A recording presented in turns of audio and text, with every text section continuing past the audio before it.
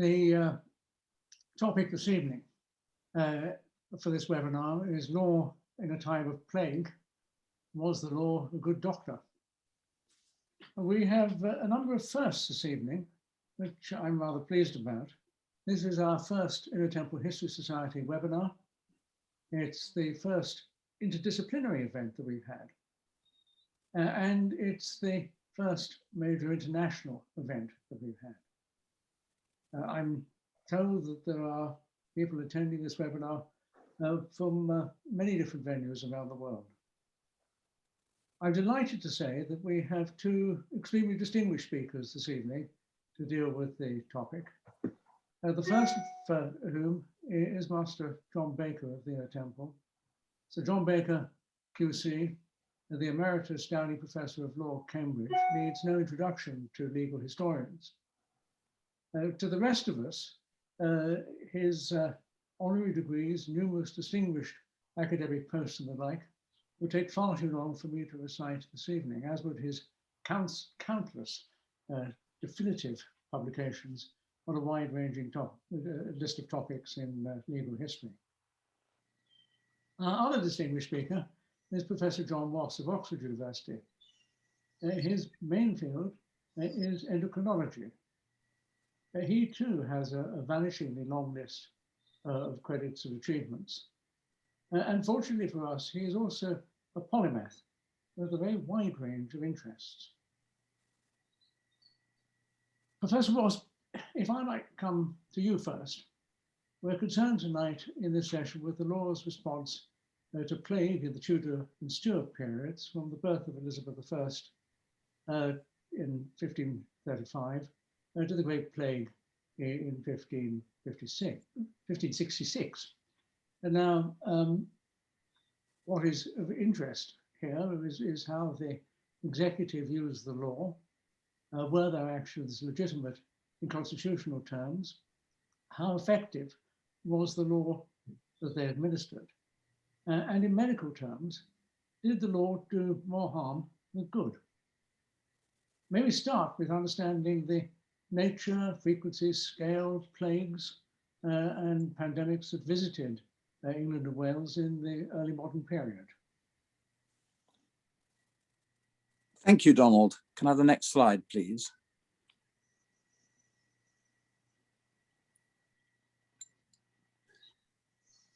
So that's the first introduction. Can I begin by saying that I'm very grateful, and we both are, for you inviting us to this webinar.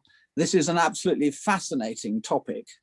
And there is a simply huge literature on it, which I hadn't realized when I started working on it, but it certainly has been a very intellectually stimulating few months working and preparing this. So thank you very much, Donald, for giving us this opportunity. Can I go back a slide? Well done. Thank you. So to begin with, I'm just going to make some introductory comments. Plagues killed a quarter of the population of London in 1665, which I think is a fairly staggering statistic. And it really was the most unpleasant of illnesses. There was putrid matter emanating from sores. Breath was foul smelling because it affected the lungs. There was a highly significant amount of pain in the axillae, the armpits and the groins. There was very rapid transmission within 3 to 5 days. There was huge social disruption, which we'll talk about in a minute or two. And there was commercial discord as well. And so we'll talk about that also. And more recently, happily, there's been some advances in public health and antibiotics, so it's less serious now. But this plague that we're talking about and the plague we have at the moment has not disappeared, and indeed never will. And some of the people in the world now are rather slow to recognize that. I think it's fair to reflect that smallpox is the only eradicated infectious disease on the planet. Although one of my friends who's an infectious disease expert says that there are small pockets in secret locations of smallpox virus, both in Washington and in Moscow.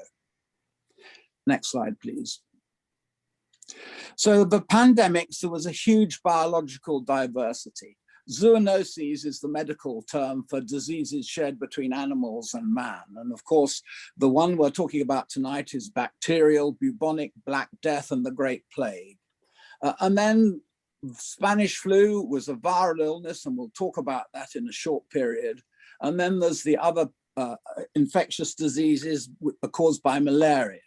And they're spread by all sorts of different ways, through the air, as we know, with coronavirus, through sexual contact with HIV, that virus, with contaminated food and water through cholera, with excrement, and as in malaria, with mosquitoes and vectors. And as we'll talk about in this particular discussion with the plague in 1665, through lice and fleas. Can I have the next slide? So the first documented plague was that in the era of Justinian, the Emperor Justinian of the eastern end of the Roman Empire in 542, and it's named Justinian because he actually got it. And then there's bubonic plague, or the Black Death, which killed approximately a third of the population of Europe. And then the plague we're talking about more tonight is the Great Plague of 1665. And then there've been huge numbers of other plagues in the past, with cholera, tuberculosis. We'll talk a little bit more in detail about Spanish flu later. Then there's AIDS, the Ebola virus, highly infectious, contagious, and highly fatal virus in Guinea particularly, the SARS virus, avian flu, and then to bring us bang up to date, there's COVID-19. Donald. John, I understand that the Black Death was in fact the start of the second great bubonic wave of plague, if that's right. Yeah. And it was, as you indicate, enormously devastating. How far would the echo of that impact down the years into the period that we're concerned with? Thank you. Can I have the next slide, please?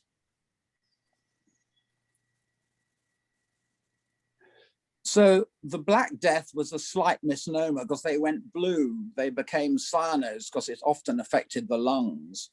A third of the population of Europe died. I think it's fair to say it reshaped the course of history, and we'll come on to that in a minute. There was huge psychological impact because this high mortality destroyed confidence of the population of the world in the future. And it affected social architecture by means which we'll talk about in a little while. But indeed, the Peasants' Revolt of 1381 was possibly related to the social discord caused by the Black Death some years earlier. Next slide, please. So the plague of 1665 is well documented. The effects clinically were to wake with fever and chills. There was weakness, diarrhea, and vomiting. Bleeding from the mouth and the rectum. This was an awful illness. Buboes, the name of the plague, affected the lymph nodes in the armpits and the groins, where you know you have lots of lymph nodes which can get infected by various ailments. And there was death in considerable agony. It was a horrid, horrid illness. It was originally thought to be spread by rat-borne fleas, and the bacterium Yersinia pestis was first described in 1895 by Yersin, who was in fact a student of Pasteur. More recent data, which is fascinating that there's still research going on in this area, shows that there's human-to-human transmission, usually by human fleas and body lice, so-called human ectoparasitic transmission. And it's interesting in the course of my reading that I found that Isaac Newton, 1642 to 1727, first conceived of the law of gravity during a lockdown, which I think is quite interesting. It's interesting also, Donald pointed this out to me a little while ago, that plague still exists in parts of the USA and possibly in North Korea. So it's something which, as all plagues have, has never ever been seriously got rid of. Next slide, please. So this next slide comes back to the three main pandemics which Donald alluded to just now.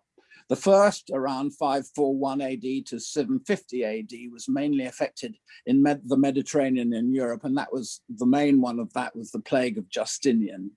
And the second one, which we're talking about more tonight, was between 1347 and 1771 in Europe. And the Great Plague of 1665 was that sort of plague, the bubonic plague, as we've just discussed. And then there was a third group of plagues between 1894 and 1922, which predominantly affected China and India. Donald. John, we know that the distribution of the plague amongst the different levels of society was by no means the same. Why was this? How different was it within for the poor and the rich? Is it much the same as now? Well, I think that's very interesting because the answer to that is all yes. So can I have the next slide, please? So we read that the population was cut by a third. Labor became scarce because the price of labor rose because there was a predominant affection of people who are in the lower socioeconomic groups, probably largely related to their degree of overcrowding. And that resulted in a shift in the distribution of wealth. And although some people think that living standards improved, can I have the next slide, please? So the distribution of impact, this is interesting when you read what Samuel Pepys did in 1665. He looked at the mortality in different parishes in London and showed they were concentrated in the poor areas. And so he moved his wife out to Woolwich, which in those days was a little bit outside of the centre of London. And he really did fear buying a wig which had had hair which had been made by somebody who'd had the plague in case he got it. And it's very interesting, John Baker, that in fact in Cambridge there were 972 people who got the plague, but not a single academic got the plague because actually they'd moved out of Cambridge. And that's something which actually is a reflection of how it affected people who were affected in the perhaps the higher socioeconomic groups moved away from where all the infections were. And they showed that transmission was across trade routes, which will come when we come on to it, will actually show how some of the sort of ideas of the College of Physicians came to bear fruit. Donald. Well, thank you very much, John. So John, Professor Watts has set out the public health emergency which the Tudor and Stuart administrations were facing. How did the great institutions deal with that? What was the practical response? Well, obviously measures had to be taken, but the law books are less informative than might be expected, and it's the law that I'm going to concentrate on. The first statute wasn't until 1604, and I can return to that. The case law is also sparse, and one reason for that is that many of the measures were extra legal. For instance, in elite institutions where people gathered in large numbers, such as the Inns of Court and universities, as John Watts has just said, the straightforward and highly effective solution was that everyone just went away, leaving the servants behind. And the only regulations needed were retrospective, for instance, to modify the residence qualifications. Ad hoc decisions obviously had to be made to assist the staff who depended on the institutions for their livelihood. And it's interesting that the Inner Temple in 1582 even paid the freelance Christmas minstrel for his lost earnings. Prospective regulation had to be introduced for the central courts of law, since in normal circumstances, plaintiffs who failed to continue their actions from one return day to the next would automatically lose their cases. And if courts stopped sitting, even for a week, everyone's suits would be discontinued and have to be started again. And the first example of a royal command to adjourn the term for plague comes from the time of the Black Death. And there was, as you might expect, a legal wrangle immediately as to whether it was effective to prevent a discontinuance. But the court very sensibly accepted it. And there emerged a regular procedure for proroguing the term. It became a rather perilous privilege of the most junior judge to venture into Westminster Hall to have the writ of adjournment proclaimed by the crier, and then he could go away. Sometimes the term was adjourned to a more salubrious location, such as St Albans or Hertford, and then there were precautions to minimize the risk of litigants from London bringing the plague with them. The first such regulations, published in 1563, provided that no one who had been infected or who'd come from an infected house was to enter Hertford Castle without first declaring his condition, and then at all times holding in his hand a white rod 1 yard in length. In 1592, the rods became red. And I imagine red wands might well have been in evidence when Sir Walter Raleigh was tried for treason in Winchester Castle in 1603, the courts having been adjourned there on account of plague. Parliament was similarly adjourned or prorogued when necessary, and some of the earliest written regulations by the Privy Council were made to ensure the isolation and safety of the King's own court. The earliest I know of were issued in 1535, when Henry VIII decided to stay in Windsor, and it was forbidden for anyone to come to court who had either been diseased or had been in London, on pain of His Majesty's displeasure and imprisonment at his pleasure. Not very sure which was worse. John, one of the things that has always intrigued me, thinking about this period, was the considerable potential constitutional tension between the executive in the guise of the Crown and Parliament. And you've referred to the first act being in 1604, and of course earlier proclamations coming from the Privy Council before then. Lord Sumption, many of us will have seen his brilliant talk at Cambridge University at the end of last year, has reminded us that there are very many complex issues when dealing with the measures taken by regulation and measures taken by statute, and the role of the executive and Parliament. How did this play out in the 16th and 17th centuries? How were the plagues controlled in those terms? Well, the regulations I just mentioned didn't require parliamentary legislation, but coercive measures were called for as well, and this would obviously raise those issues. They mainly affected those who didn't have the option of country retreats. And from the point of view of those in a position to impose control, it must have seemed obviously necessary to place restrictions on the poorer sort of people, especially in towns where crowded and insanitary dwellings were the epicenters of disease, to shut up infected houses and to keep people from mixing and gathering in multitudes, to curb their few social pleasures such as football matches or love ales, which were raves, and to prevent the movement of people and goods from infected areas. And no doubt much of the population went along with these restrictions for their own good. But for those at the receiving end, things might seem very different.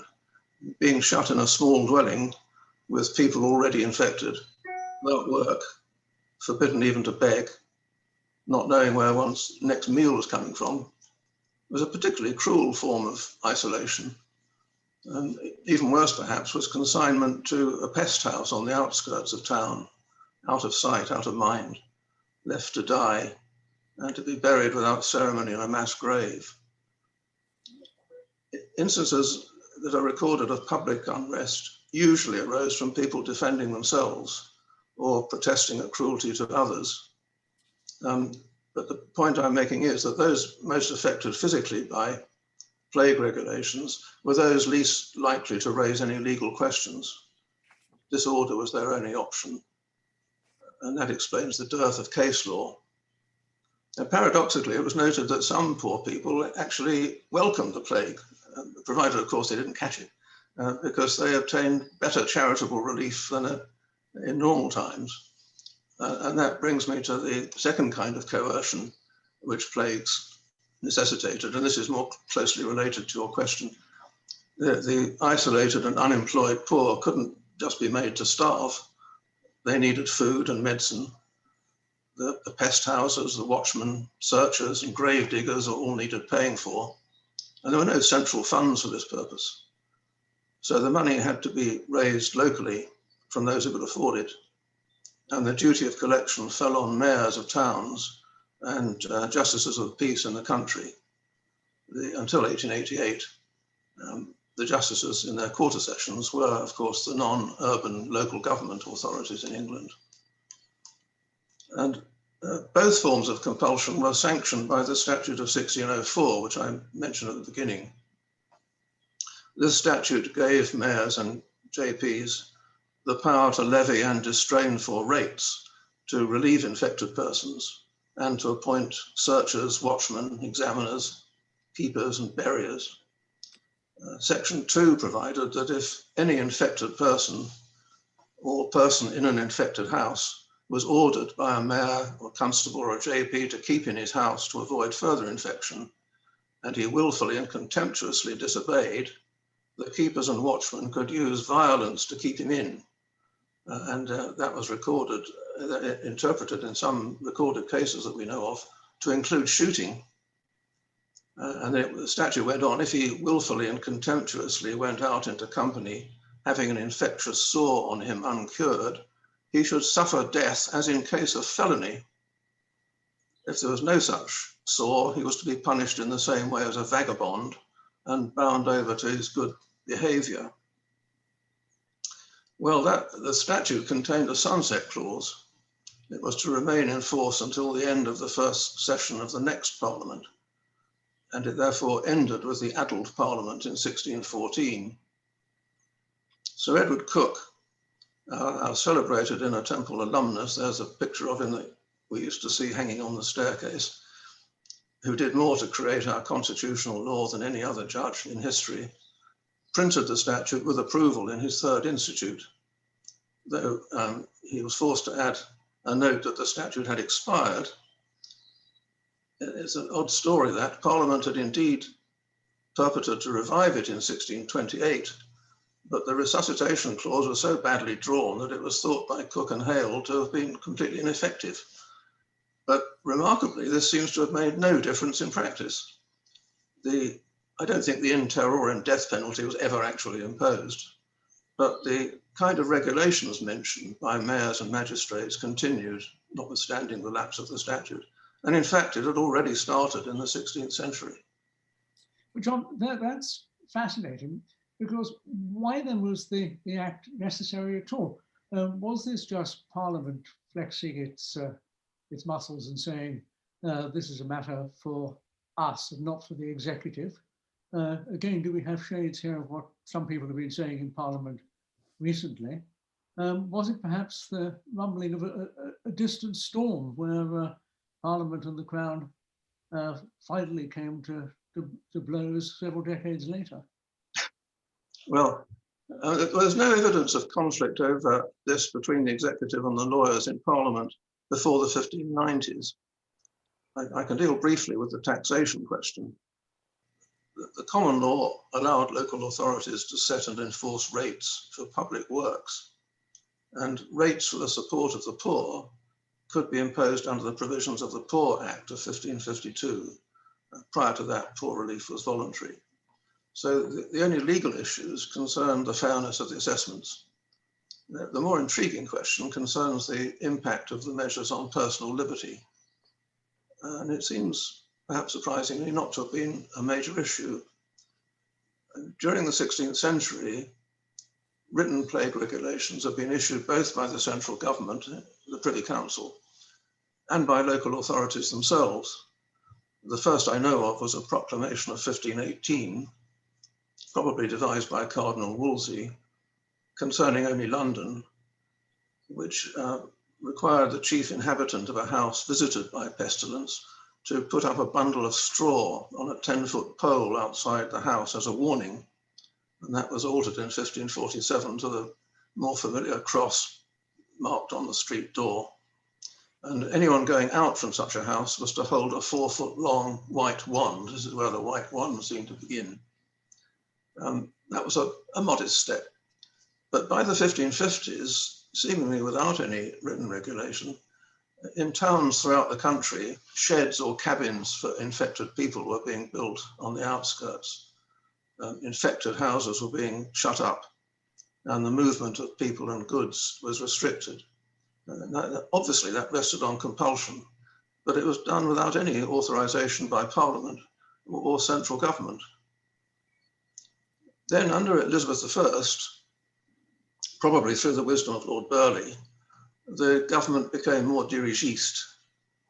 In 1577, the Privy Council ordered inquiries to be made as to what orders were taken locally for the restraining of persons dwelling in houses infected from the company of others not infected. I'm reading it.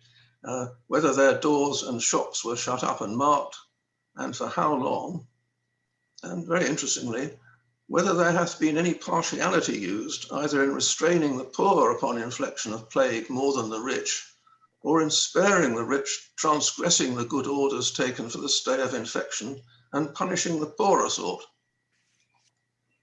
But it was clearly assumed there that local authorities could and should be imposing such restrictions, though the power wasn't derived from any previous proclamation, let alone Act of Parliament. The year following that inquiry, in 1578, the council published its own directions, albeit not by proclamation, attributing the increase in contagion to a willful nature by the failure by the authorities to give proper directions. The orders were directed at local authorities, that is the mayors and JPs, and they provided that houses affected by the plague were to be closed up until 6 weeks after the sickness had passed. These rules were to be enforced by watchmen, and offenders were to be put in the stocks in the highway next to the infected house. If inns or alehouses were infected, their signs were to be taken down. Affected people in the country who needed to go out and work were to keep away from others and to wear some mark in their outer garments or carry white rods in their hands. And persons appointed to distribute food to the poor were also to wear a mark on their clothes or carry a white wand so that others could avoid them. The clothes and bedding of infected persons were to be burned or aired under medical supervision, and the JPs were to assist poor families to replace stuff so lost. And then at the same time, public medical guidance was issued by the College of Physicians, which I'm not competent to assess, but maybe John Ross will have something to say about that. The orders contained a catch-all clause very reminiscent of modern legislation, and I'll read it. The said justices may put in execution any other orders that by them at their General Assembly shall be devised and thought meet, tending to the preservation of His Majesty's subjects from infection. And it went on to say that such orders were to be enforced by imprisonment. None of this was authorized by a parent statute. So far as, I mean, the coercive controls there are clear. Did it stretch any further? Did they have to face any sort of anti-vax type movement or anything of that nature? There was, in a way. I'm not sure how serious it was. There were some Puritan ministers who considered it wrong to challenge God's judgment on sinners. The Bible showed that plagues were God's favorite weapon of mass vengeance. And so it was pointless, if not irreligious, to take precautions, and unchristian to avoid the afflicted. And most clergy were more sensible, even in theological terms, assuming that plague was God sent. God had provided people with intelligence to see how infection could be reduced and avoided. And surely God had not intended his onslaught almost exclusively to slay the poor. And the orders of 1578 took that line and dealt firmly with subversive theology. It provided that if any person holds and publishes any opinion that it is a vain thing to forbear to resort to the infected, pretending that no person shall die but at their time prefixed, then if ecclesiastical, they are to be forbidden to preach, and if lay, they are to be enjoined to forbear from uttering such opinions on pain of imprisonment. Now, those 1578 orders were reprinted several times when serious outbreaks occurred, as in 1603, when James I's coronation had to be cut back to the minimum and people told not to attend. And they remained in place until the Great Plague of 1665, and they were taken seriously. John, when we've been discussing this, I know that you've recently come across something rather interesting, which shines a a particular light on the detail of events. I wonder if you'd like to tell us about that. Yes, indeed. 2 years ago, I acquired a manuscript book of memoranda kept by a Staffordshire justice, Anthony Kinnersley, which contains a number of local plague measures from 1603, just before the statute. The first one, for instance, refers to merchants who'd gone to London contrary to his command and brought back packs of wares. And it records that offending merchants had been enclosed for a time in a removed place from conversing with others, and their wares embargoed, till we might understand what covetous and unhonest mercers and other tradesmen procured the carriers to incur this contempt. And I just mentioned one other order on the 6th of September 1603, still before the statute. Kinnersley drew up orders for the forthcoming fair in Uttoxeter. Warders were to be placed at all street ends leading into the town, each warder to have a messenger so that he could communicate without stirring from his post, with victuals brought to him during the day. All householders receiving suspected persons were to receive condign punishment. 3 whippers were to be paid by the town to whip away rogues, vagabonds, and beggars. And it says, interestingly, that these orders were made by consent of the constable and inhabitants of Uttoxeter, though Kinnersley didn't indicate how he obtained their consent. And there were other orders against love ales and several banning wandering minstrels because they caused crowds to congregate. John, if those proclamations were accepted as an effective way of acting as a prophylactic measure against the plague, was the same true of other public health measures in those times? Well, there was some resistance. London was the real problem. London was the biggest cause for concern because its growing overpopulation was causing health hazards of all sorts and social problems. In 1580, the Privy Council issued a proclamation against building new houses in London and against subdividing houses to let to inmates, as it called them. It referred to multitudes of families heaped up in one dwelling house. And the proclamation warned property developers not to put the pursuit of private lucre before the public interest, and threatened offenders with imprisonment without bail until they found surety not to attempt it. And any forfeitures for breach of their undertakings were to be paid to hospitals. And it was thought desirable to back that up by statute in 1593 because it really did seem to impinge on rights of freehold property. But that statute contained a sunset clause. They were quite common in those days. And it was not renewed. Even so, the proclamation continued to be enforced. They didn't seem to mind that it hadn't been renewed. And indeed, a new proclamation in 1602 gave jurisdiction to the Star Chamber to expel inmates and to order new buildings to be pulled down. Now, that was very controversial. And here I can return to your earlier questions. Concerns were expressed about this in Parliament. It was clear law that the government couldn't alter the law by proclamation. Henry VIII had notoriously tried it. He sought legislation which would give proclamations the same force as statutes. But the Commons had dug their heels in and it didn't happen. But by what right then could the Privy Council stop people building on their own freehold and even pull down the houses which they built? Well, Francis Bacon, as Solicitor General, was challenged on this in the Star Chamber in 1607, and he was very hard pressed for an answer.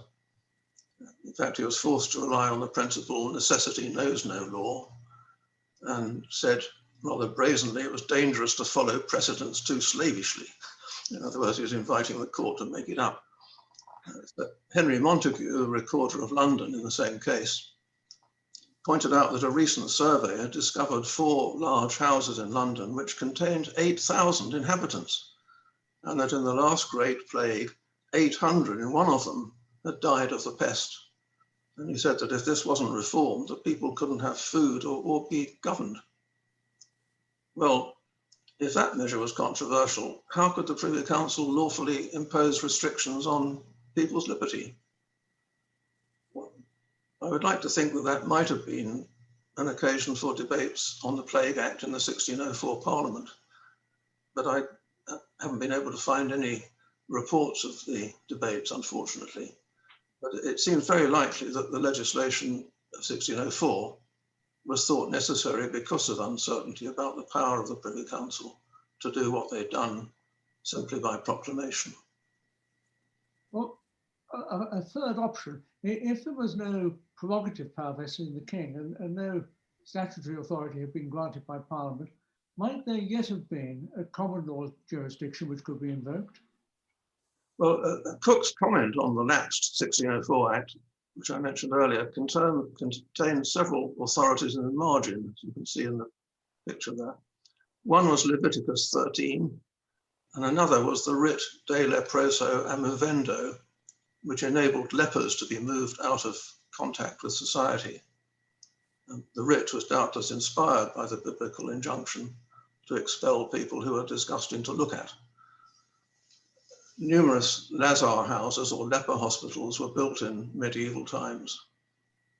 And yet there's little or no evidence that the writ de leproso amovendo was ever used, and no evidence that it was extended to other diseases. But you could argue that as a matter of legal theory, it showed that people considered unfit to mix in company could be compulsorily isolated. Another line of argument might have been that spreading plague was a common law offence, and therefore reasonable steps could be taken to prevent it. It was a kind of nuisance. In an unpublished case of 1569, it was said that if someone who has a horrible sickness be in my house and will not depart, an action will lie against him. And yet he taketh not any air from me, but infecteth that which I have. The most interesting case I found is another unpublished case. There's a picture of the manuscript. In 1596, an action of false imprisonment was brought against the mayor of Coventry for confining someone from a plague-ridden house under a local ordinance. And Chief Justice Anderson, former bencher of the Inner Temple, there's his picture in the inn, which I'm sure we shall see back again soon. He was evidently outraged. He said the plaintiff had not only deserved imprisonment, but really deserved to be imprisoned again for his audacity in bringing the action.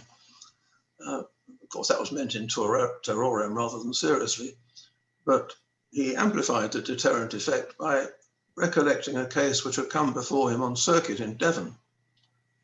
A man who had visible plague sores on him had visited his sister and embraced her, with the result that she and all her children died, and he was indicted and convicted of murder and hanged. Now, 60 years later, Sir Matthew Hale, Lord Chief Justice, I'm afraid he's a Lincoln's Inn man, but that's a picture from the Guildhall. Hale, who didn't know of that case, argued that without proof of an intention to cause harm, this wouldn't even be manslaughter. Firstly, because he said nature prompts everyone to preserve himself, which cannot be well done without mutual conversation. And secondly, because contagious diseases were so common that extending capital punishment would just add needlessly to the death toll. However, the clear implication of the 1596 case is that Chief Justice Anderson considered it within the common law powers of local authorities to impose restrictions on persons who had been in proximity to plague. At the time of the Great Plague in 1665, because of the lingering doubts about the status of the 1604 Act, there was an attempt to introduce a new Plague Act, empowering magistrates to shut up households for 40 days, so a literal quarantine. And I suppose it seemed sensible to bring the law into line with what was actually happening. But the Lords wanted an exemption for peers. The Commons found that a bit extraordinary, and they replied that no dignity can exempt from infection. Death equals all. Well, the Lords didn't agree with that, and the bill fell. We might think that a rather strange conflict of priorities, blue blood versus homicidal bacteria. But it made no difference. For those actually dealing with plague, the law was evidently peripheral. Reading some of the voluminous literature on plague and pestilence in early modern England, all written by historians who had not dreamed it could happen again, I've been very struck recently by the many obvious resonances with the present. Besides the suffering and the death and the overfilled hospitals, we find shops, pubs and schools were closed, travel restricted, employees were furloughed or made redundant. The streets of London, as one observer noted, as quiet at midday as they usually were at 3 in the morning. Social distancing with funerals limited to 6 persons, public gatherings and entertainments forbidden, marshals and watchmen to enforce lockdown, uncertainties about what it was safe to do, should one even open a letter from London, and the moral dilemma over balancing common humanity with the need to shut away the unfortunate. But the legal history, which I've been looking at, shows that people were generally willing to accept a measure of governmental control without too much anxiety about the source of its authority. And so my answer to your earlier question is this. We know in retrospect where Stuart absolutism was heading, but I don't think a realistic case can be made for seeing the plague orders as part of that story. The government was merely giving people authority to do what they were already doing anyway. Well, thank you very, very much indeed, Sir John. Back to you, Professor Ross. John, Sir John has told us about the law's response. Can you tell us about the doctor's response? Yes, that was fascinating from Sir John. Can I have the next slide? I'm just going to start with the Royal College of Physicians and just a little bit about them. Founded in 1518 with a royal charter through Parliament in 1523. And it's interesting that the then Queen asked for measures to combat the plague. And they founded the idea of public health in terms of hygiene, air pollution, food sanity, and population density and social distancing, which we'll come back to in just a minute. Next slide, please. To begin with, the doctors really didn't do very well. So there was a great fashion for thinking that there was too much blood, that there were wrong humours, hot and wet humours, and a huge amount of treatment was given over to bloodletting, emetics, purgatives, induction of sweating, and teriac, which was a combination of opium, cinnamon, plus other herbs mixed with honey. And I must say, I really don't think that this will have prolonged life to any great extent. Not that it was that long, because there was a 40 to 60% mortality of this disease.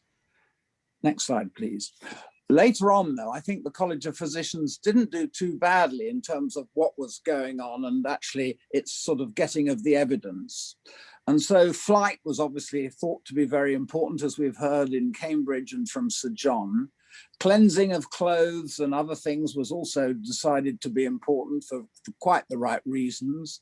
There was a degree of self-defense promulgated in terms of spices, herbs, vinegar, and smoking.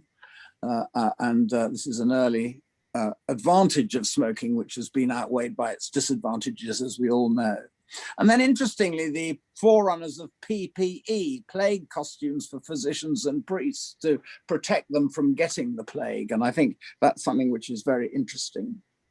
So public health, I've mentioned, there were boards of health set up, plague commissioners were set up, the idea of salus populi suprema lex esto, the health of the people is the highest law. And as John Baker's just said about quarantine and 6 weeks when the houses of people infected with the plague were shut down, and that's the origin of that term.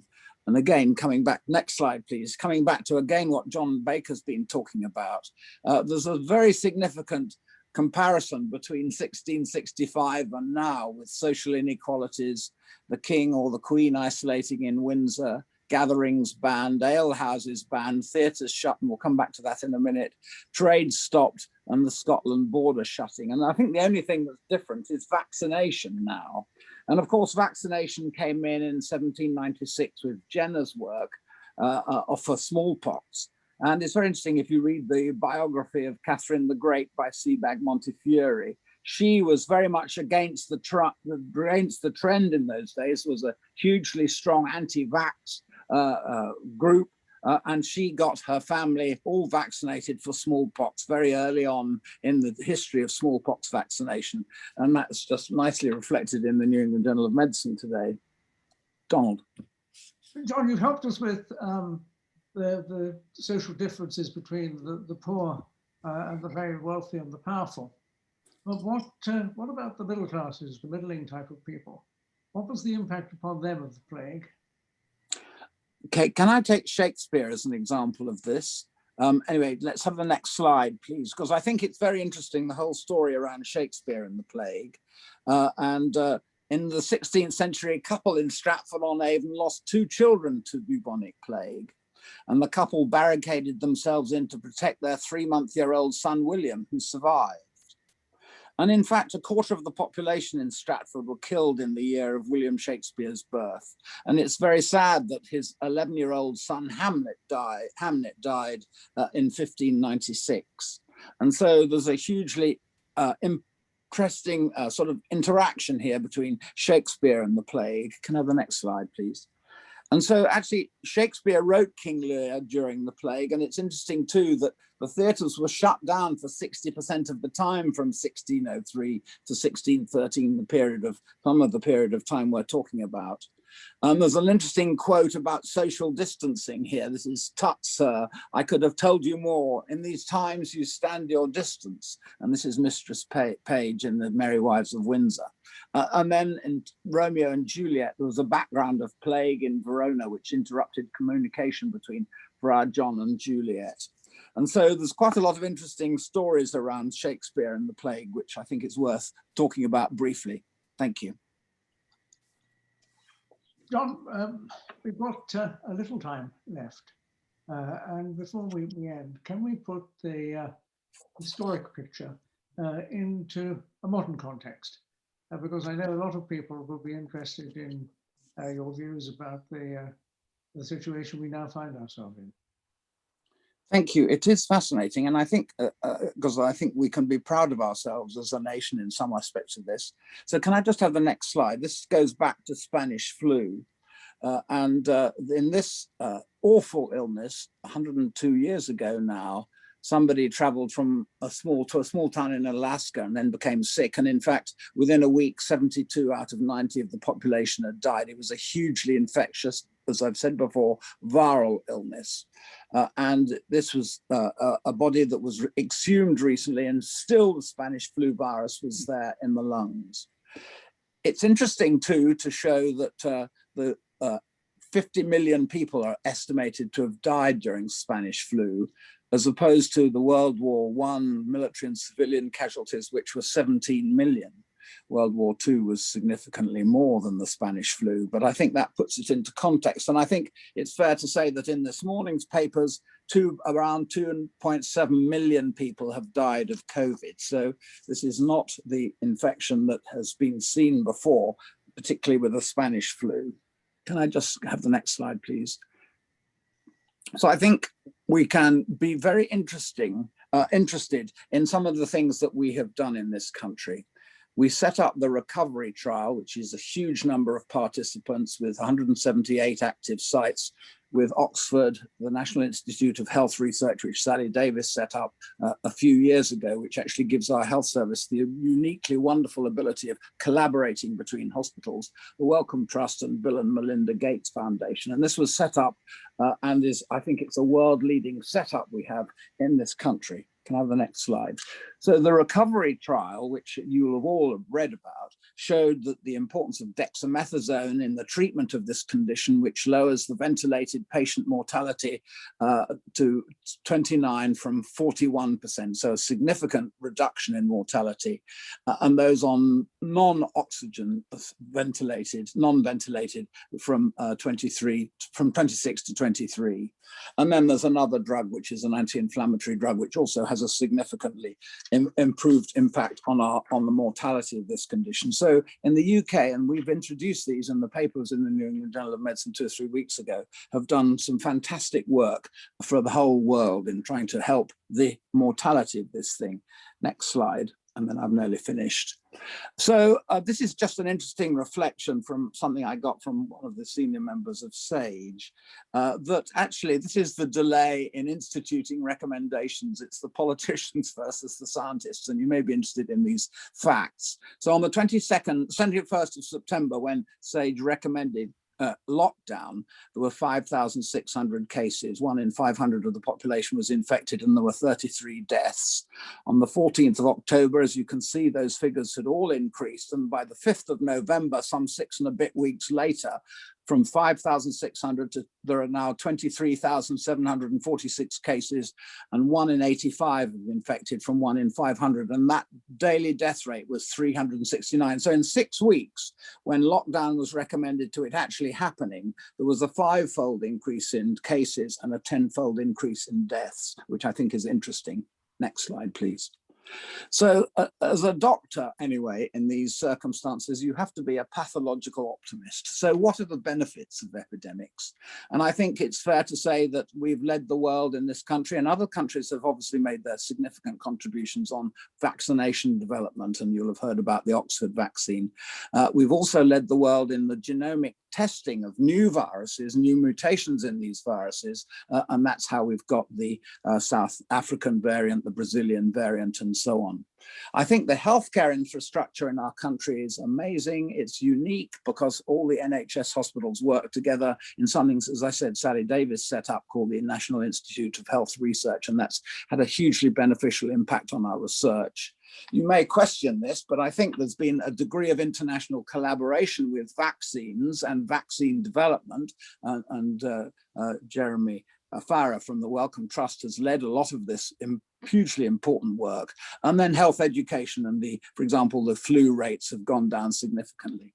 And so I think the only defense of humans is their wits. And I think that in those circumstances, nowadays, we've showed that we have done not too badly, let's say. So next slide, please. So Donald and John, my conclusion is that the law is probably not a good doctor, but neither are the doctors.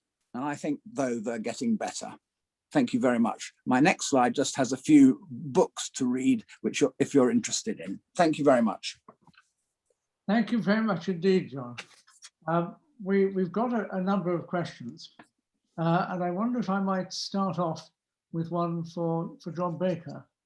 John, we've had 2 questions about whether in our period the churches were closed. And if they were closed, was that left to local decisions? Was it left to local magistrates and the like to close them, or did, as far as you know, the church itself make any provision? I don't know the answer to that, I'm afraid, offhand. I haven't looked into it. Certainly in the early days of the Black Death, the church took the line that the more people you gather together, the better, because God will be more impressed. So they arranged great big processions and heaven knows what else. I think they got over that by the 16th century and realized that wasn't a good idea. But whether they closed it, I don't think, well, I haven't come across any sort of decrees from the archbishops, as it were. So it was perhaps up to the local clergyman what he thought was sensible. That would be my guess.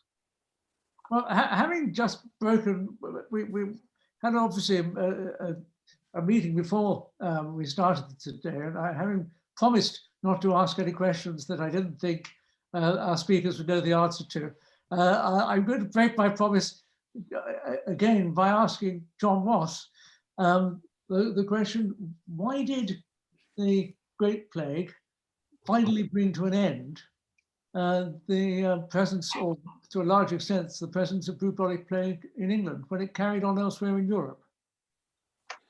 Again, that's very interesting because I don't think it's clear. I think that to some extent the recommendations of the College of Physicians and Doctors in general will have had a beneficial effect. But as you know, others may not, there was a huge outbreak of bubonic plague in the 1720s in Marseille. So it's still, as I said earlier, it's still around the world, bubonic plague, although it responds to antibiotics, of course. So I think the question is, why was it got rid of in this country? I don't think we know. for certain exactly why, because there was if you look at the graphs, the death rate in 1665 went up hugely and then came down and then didn't go up again. So I'm afraid I don't know the answer to that question either very well. No, well, I rather knew that you might not know the answer to that, because I don't think anybody knows it, do they? No, exactly.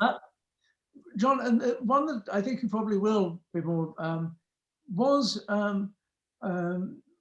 bubonic plague the only plague in 1665, or were there other, was pneumonic plague also present? Well, I think that there are three types of bubonic plague. It can affect the lymph glands, it can affect the lung, and it can be septicemic. So the answer is yes, that's very clear that there are three types of bubonic plague, and according to their predominant affection. So the lymph nodes, the lungs, pneumonic plague, that's called, and then septicemic plague when it gets into the bloodstream. So yes, there were different types of bubonic plague, and it affected different people differently, yes. There was a comment rather more than a question early on in your talk, where we were referred to the fact that in the Hittite Empire, there were proclamations against plague. But would that necessarily have been bubonic plague, or would we simply don't know? Because I think I'm right in saying, am I not, that it's only relatively recently that we've been able to establish with certainty that the Y. pestis was the a pathogen that caused even the Justinian plague. Mm. Can I answer that first? I mean, I think that it's likely, but I haven't read anything about the Hittite plague, and I would have thought the documentation of that was less good, but I don't know. But my strong assumption would be that this would be a version of the bubonic plague in those times. Really? Could I go back to my previous non-answer, because I've got an excellent book by Paul Slack in front of me, and I turned up a page in which he refers to different practices about church attendance. In many parishes, the clergy themselves had opted, and if they got connections in the country, they wouldn't stay in London. And some London parishes were having to pay clergy to come in and help out. And certainly in some places, attendance fell off. In others, people were flocking to churches thinking that they might get some benefit from it. And I read what he says. One minister in Shrewsbury actually complained in 1632 about the resort of the poor to church in a greater number than formerly, to his own great danger, the infection breaking as it doth sometimes in places which are never suspected. And then someone else remembered a great communion in St. Clement Danes in London in the plague of 1625, which was attended by 3 priests, 2 of whom caught the plague. So it was a mixed experience, I think, across the country. Yes, yeah. John Moss, I think this is for you. It's from, I think, in fact, one of the questioners who asked a tricky question at the Selden lecture. This one, I think, is not quite as tricky. Were there any treatments effective against the plague amongst that list that Sir John read out that was recommended by the Royal College of Physicians in our period? I think as now, prevention was the most important thing. What we talked about was spices, herbs, vinegar, and smoking. I think that smoking might have had an adverse effect on lice and so on. But I think that in terms of treating the actual infection, I don't think anything did that. I think it was mainly an aspect of prevention of getting the infection in the first place. And the other public health measures that were introduced as well, which I mentioned. Again, a question for John Ross. On one of Professor Ross's slides discussing the Black Death, the psychological impact was to destroy confidence in the future. Could he say any more about the temporal implication? In terms of the future, I mean, I think it made people very worried about the future simply because there was such a high mortality and they didn't know whether they were going to get it or not, and it was hugely infectious and you were dead within 3 or 4 days of getting it. So I think that's one of the aspects. I haven't read any papers on psychology particularly, but I think that's what's reported in the books that I've read. And again, John, another question for John Ross. I'll simply read it out. Given the role of zoonosis in SARS and COVID-V2 and the putative role of Y. pestis, is there scope for a greater role for veterinary scientists in helping shape the policy to prevent, reduce risks around the future of pandemic events? I think that's a very good idea, actually. And I think that, you know, there are multifarious areas of research which are important and, you know, doctors can't fulfill all of those. So yes, and in fact, the paper that I alluded to about human ectoparasite transmission through vermin and lice, not directly from rats, is one of those instances. So I think that, yes, I think we do need a multidisciplinary approach to these things, to the investigation of them and to the treatment of them, and indeed the prevention. Thank you. One of the advantages of having such a well-informed audience is that they tell us things. John Ross, you'll be interested to know that in addition to your quotations from Shakespeare, apparently there are references in Measure for Measure, which I must say I had forgotten, but no doubt we'll all look it up afterwards. But the same questioner asked this: was there concern with international transmission? How were foreign traders and visitors handled? And were there legal prohibitions against travel? I think it's probably John Baker who might. Yes, there were. And in fact, after the period, after 1665, there are still quite a few enactments and provisions about people coming from dangerous parts of the world where plague has broken out. So yes, I think throughout this period there were restrictions on coming in. They seem to have been reasonably well informed as to where the plague centres were in Europe, and they took appropriate action. There was also a problem with soldiers coming back from wars on the continent. They were always thought to be bringing disease with them. John Ross, we've got a question about our friend Rattus rattus, the black rat. He was replaced to a large extent, I gather, by the brown rat in much of Europe. And there was a theory common at one time, I think, that suggested that the decline of poor old Rattus rattus was a good thing because he was the vector for the thought to be the fleas and the like that spread the plague. But am I not right in thinking that in Northern Europe, Rattus rattus was never quite so prevalent, and that was one of the factors which made it doubtful whether that was the main vector for the plague? I'm terribly sorry, Donald. I haven't a clue about the answer to that. About Rattus rattus in Northern versus Southern Europe. I'm terribly sorry. I'll look it up and let everybody know. Again, I seem to have broken my promise to ask you any questions you know the answer to. Don't worry at all. That's the intellectual part of the intellectual stimulation. Well, I think you'll find having read some of it myself, I think you'll find that that was one of the areas which caused people to question the black rat transmission theory. Right.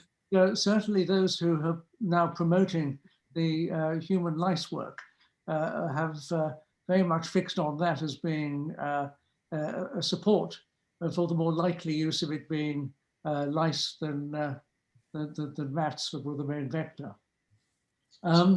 It's interesting how observant people were in the past, though, without any great scientific knowledge. They early cottoned on to the idea that clothes were a problem, and that somehow or other infection was caused by, or at least brought in clothes. So there's a great concern about cloth being transported from one place to another and about people's clothes being clean. Even some theories, of course, thought it was all airborne, but nevertheless, people must have been carefully studying what was happening, not surprisingly, since they were frightened, and they noticed things which were actually correct. Well, there's a huge amount of data that one's read about transmission across trade routes. And I think that presumably goes with what you've just said, John. But isn't it also right, John, that absolutely tragic case in the 1603 plague with the village in Derbyshire actually started when somebody brought cloth from London, yes, and tried to dry it in front of the fire. It was the person who brought it and dried the cloth who was the first victim of the plague. And that was the village that closed itself down and self-isolated itself so that people wouldn't go. They were persuaded to stay at home so that it wouldn't be spread to Sheffield and Bakewell and places like that. In consequence, I think something like 260 out of 800 of the village actually died. But the finger very much pointed at the man who first opened the cloth that had been brought from London where the plague had been raging. yes, and the first order I mentioned from the Kinnersley Staffordshire book was about precisely that, of bringing bales of cloth from London. Yeah. They knew. We have a question here, which I again will read. The plague orders of 1578, we've heard, did not have statutory power for many years, and the people were already organizing quarantine measures. In 2020, the UK population have conformed with the coronavirus restrictions, but there are signs now that their tolerance is being exhausted. Should the coronavirus be extended this week for another 6 months? What do you think about the tolerance of that? Possibly John Baker first? Well, that's a sociological question, isn't it, really? Yes, it's a difficult one, isn't it? It's hardly for us. There was a time when, I mean, last year, when the government were doing things slightly ahead of parliamentary authority, which had a parallel in the period I've been talking about. But I think now they're being a bit more careful to give themselves the most sweeping powers possible so they can do almost anything. And how far the people will tolerate is a very interesting question. I mean, the experts, I'm told, something like a year ago, thought it was quite impossible to impose the kind of restrictions that we've been under. And yet people have gone along with it by and large. But how long that can go on is anybody's guess. John, we may be in the category of questions that are more historical than legal historical in the point.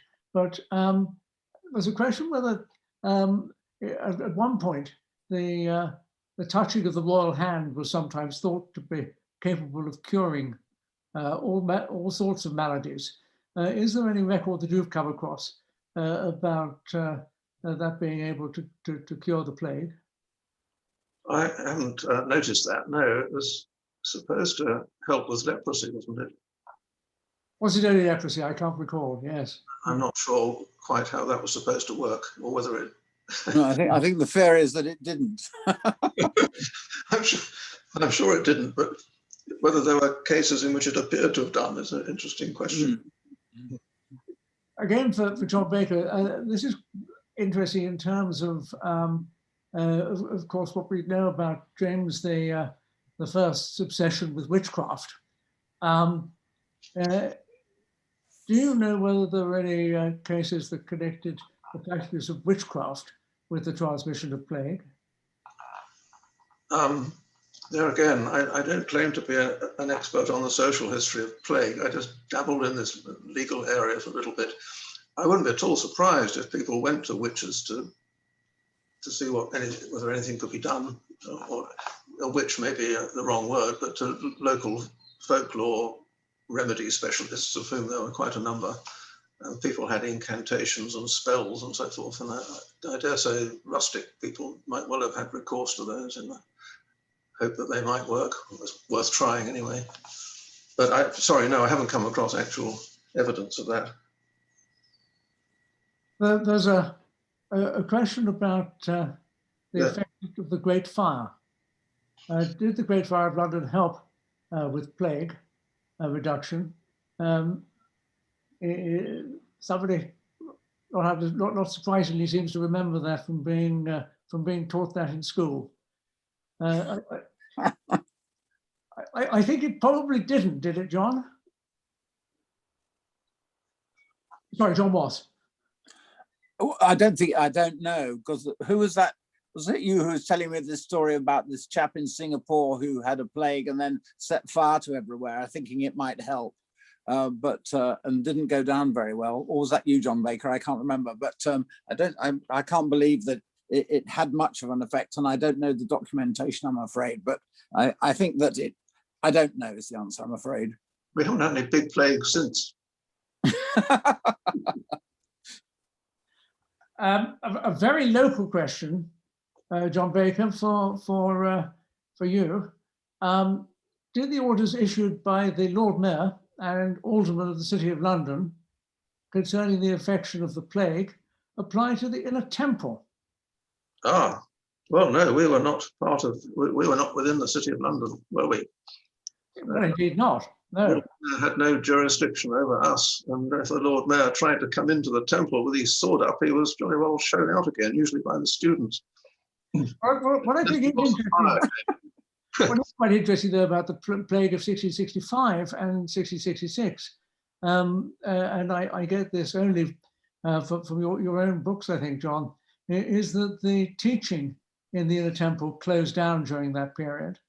And indeed, at the time of the Great Fire, the teaching had been cancelled, and therefore there was virtually nobody in at the inn, apart from a few servants left as a caretaker staff, I think. Is that not right? Yes. Yes, the inns are quite frequently emptied out. In fact, the great Sir Edward Coke, whom I mentioned earlier, when he gave his lectures, only got through a week of them, and somebody died in the Middle Temple, and then everybody hopped it, and he had to leave and go back to Norfolk. Never finished. Great pity, because they might have been quite interesting lectures if he'd finished them, but he didn't. Very well, thank you very much. Well, I think it's probably time to draw this evening to a close with my thanks to John Baker and to John Moss for absolutely fascinating contributions.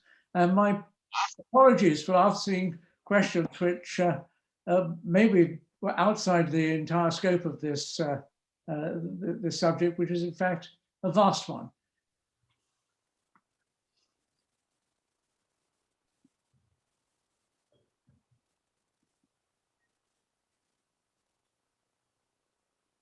I think is the Master Treasurer there?